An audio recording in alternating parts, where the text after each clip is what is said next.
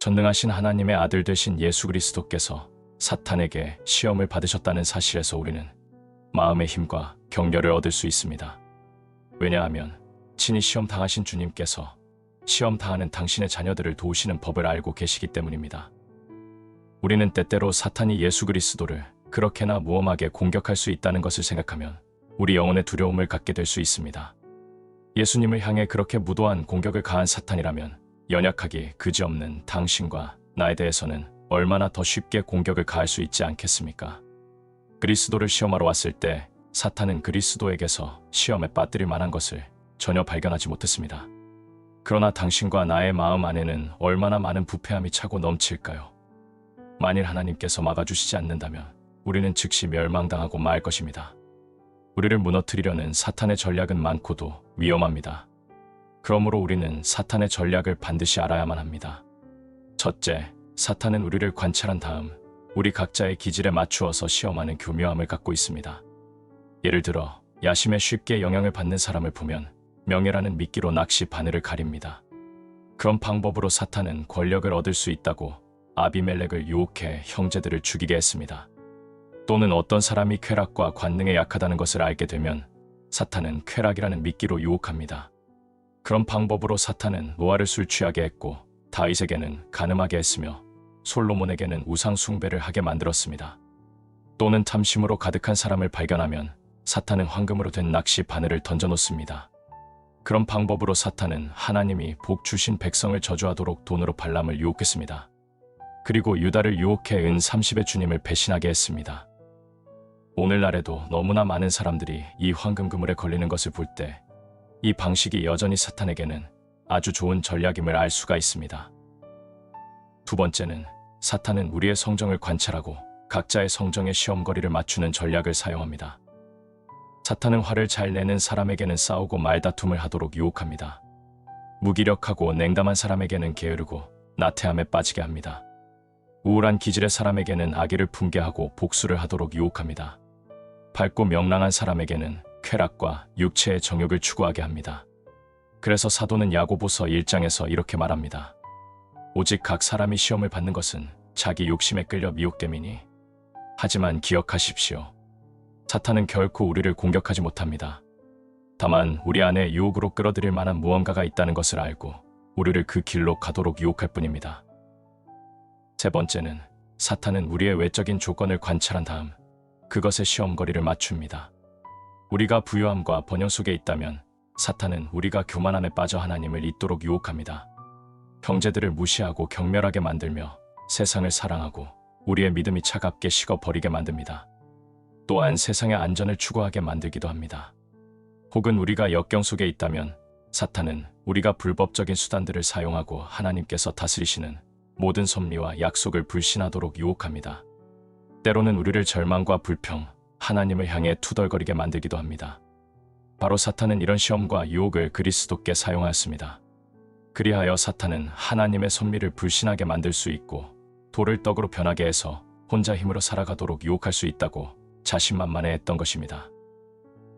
네 번째는 사탄은 우리의 영적 상태를 관찰하고 그것의 시험거리를 맞춥니다. 우리가 악명 높게 사악하다면 사탄은 우리를 무신론으로 이끌고 하나님에 대한 예배를 경멸하게 만듭니다. 불경한 말을 하게 하고 신성모독을 하게 하며 주의를 더럽히도록 유혹합니다. 또한 불순종과 살인, 간음, 술 취함, 도둑질, 탐심 등 모든 악마적인 행위를 하도록 유혹합니다.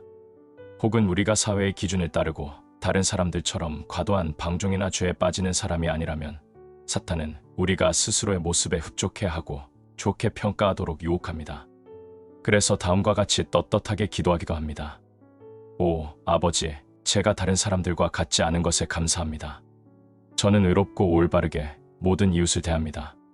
저는 하나님을 향해 선한 의도를 가지고 있습니다. 비록 제가 성경이나 하나님께서 말씀하신 원칙들을 잘 모르지만 말입니다. 혹은 우리가 하나님의 진리를 믿는다고 고백하는 자이고 종교와 거룩함, 그리스도라는 영광스런 단어들로 우리의 혀를 채울 수 있다면 사탄은 우리가 그런 것들에 의지하도록 유혹합니다. 내가 하나님의 말씀을 듣고 성례전에 참석하며 공적, 사적으로 하나님께 기도하는 것처럼 모든 신앙의 의무들을 외적으로 수행하고 있는데 무엇이 더 필요하겠는가? 지금까지도 이런 생각들로 영적 교만에 빠진 자들을 사탄은 결코 놓치지 않고 있습니다. 나는 긍휼과 사랑, 선행, 모든 신앙적 의무가 나를 결코 의롭게 할 수도 없으며 구원할 수도 없으며 오직 믿음만이 나를 구원할 수 있다는 것을 믿습니다. 그것으로 충분하지 않습니까? 혹은 우리가 진시한 신앙 고백자이기는 하지만 믿음이 연약한 자라면 사탄은 우리가 죄에 대해 슬픈 생각을 하도록 유혹합니다.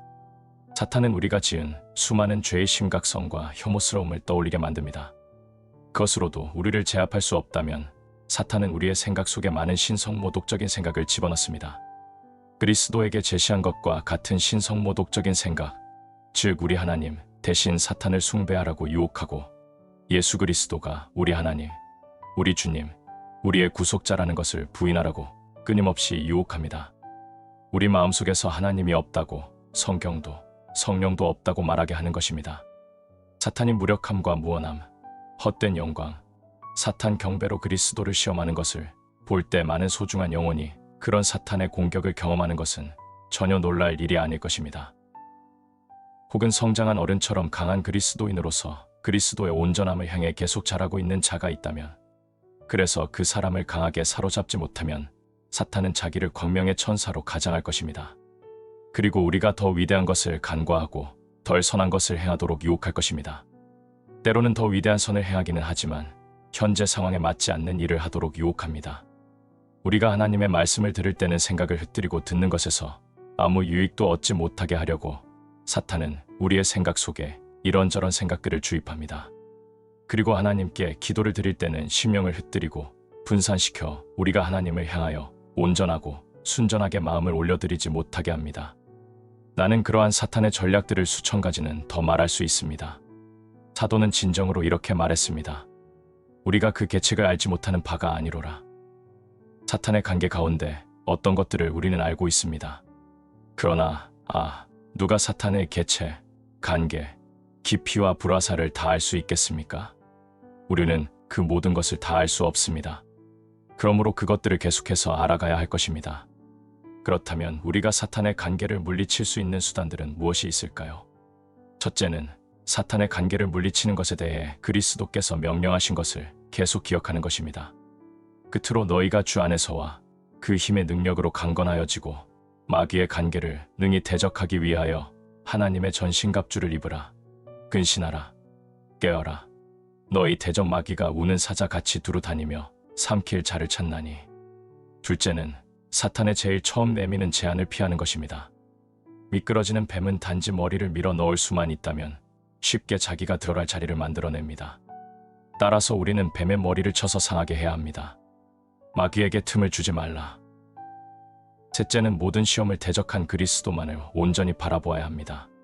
사탄이 우리에게 너는 비참한 죄인이라고 말한다면 우리는 이렇게 대답해야 합니다.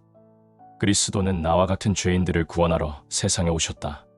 그분은 우리의 허물로 인해 찔리셨고 우리의 죄악으로 인해 상함을 받으셨다. 그분이 채찍에 맞으심으로 나는 이미 나음을 입었도다. 그러므로 나는 더 이상 비참한 죄인이 아니다.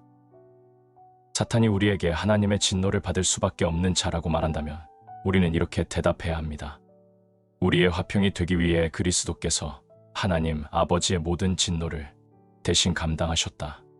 사탄이 우리에게 율법의 저주를 받을 수밖에 없다고 말한다면 우리는 이렇게 대답해야 합니다. 그리스도께서 우리를 위하여 저주를 받은 바 되사 율법의 저주에서 우리를 속량하셨다. 사탄이 우리에게 자기에게 사로잡힌 종이라고 말한다면 우리는 이렇게 대답해야 합니다.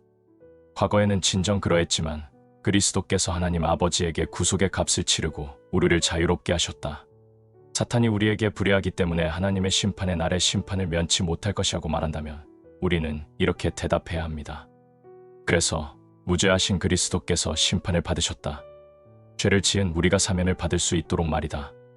또한 우리를 구원하러 오신 그리스도가 친히 우리를 심판하실 것이다.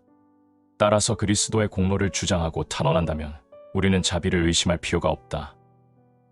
사탄이 우리의 대답에 동의하려 하지 않는다면 그리스도인들이여 다른 길은 없습니다.